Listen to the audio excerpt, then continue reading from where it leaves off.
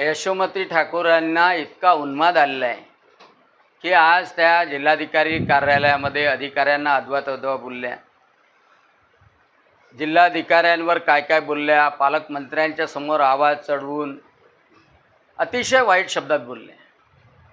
आता मंत्री राहिलेली ही महिला आहे, महिला म्हणून त्यांचा सन्मान केला जातो आणि शेवटी दादागिरी करून की आम्ही कार्यालयाचं कुलूप तोडू, आम्ही आंदोलन करू, आम्ही तिथे घुसू आणि कुलूप तोडलं तर बळवंत वानखडे खासदार आहे, त्याला तर म्हणे चल रे।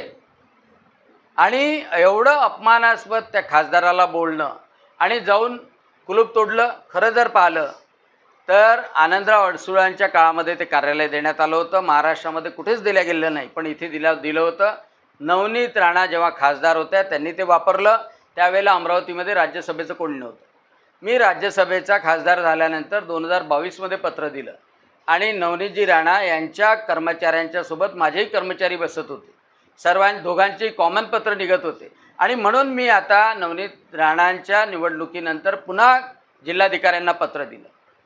समजदारीने घेतलं असतं दोन्ही खासदार तिथे बसू शकतात, जनतेसोबत संवाद साधू शकतात, त्यांचे कर्मचारी तिथे बसू शकतात, परंतु यशाने एवढा उन्माद चढलेला आहे यशोमती ठाकूरांना, त्यांच्या कार्यकर्त्यांना चढला होता। तो राजकमल चौकामध्ये पाहिलाच, तो चांदूर बाजारमध्ये पाहिलाच आणि एवढा उन्माद चढला की तो पूर्ण उन्माद आज दाखवला। म्हणजे आम्हाला काय कुलूप तोडता येत नाही का? आम्हालाही 500 कार्यकर्ते घेऊन जाता येतात, आम्हालाही 1000 लोक घेऊन जाता येतात, कुलूप तोडता येते, तिथं बसता येते, पण आम्ही कायदा हातात घेणार नाही आणि कायद्याप्रमाणे जिल्हाधिकारी आणि कमिशनरला कारवाई करायला लावू। आणि सर्वात महत्त्वाची गोष्ट की या उन्मादाला, यशोमती ताईच्या गर्विष्ठपणाला सगळे तिवसा मतदारसंघातले लोक कंटाळले।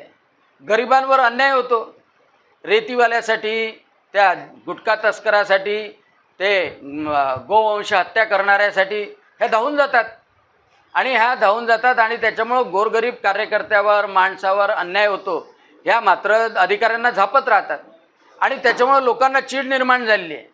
आणि पहा, यशोमती ताईचा हा उन्माद, हा गर्व तिवशातली जनता निश्चितपणे उतरवल्याशिवाय राहणार नाही। माझी बळवंत वानखडे यांना विनंती आहे की बळवंतजी, तुम्हाला भारतरत्न बाबासाहेब आंबेडकरांचा वारसा आहे आणि भारतरत्न बाबासाहेब आंबेडकरांनी या काँग्रेसवाल्यांना भाव दिला नाही, त्यांनी 2 वेळा पाडलं।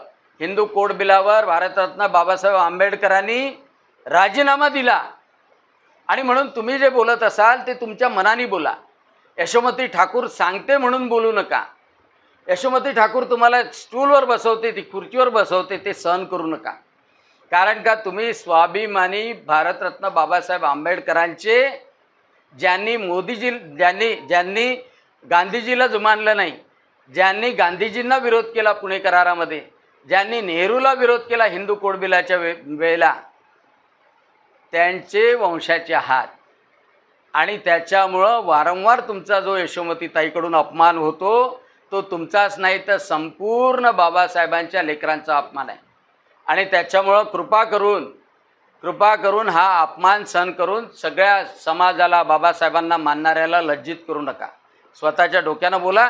तुम्हाला कार्यालयात बसायचं असेल तुम्ही बसा, राज्यसभाही खासदार बसेल, नाही तर कोणीच बसणार नाही, कायद्याप्रमाणे सगळं होईल, एवढं लक्षात ठेवा। यशोमती ताईच्या दादागिरीला कोणी घाबरणार नाही आहे, एवढं लक्षात ठेवा। एबीपी माझा, उघडा डोळे बघा नीट।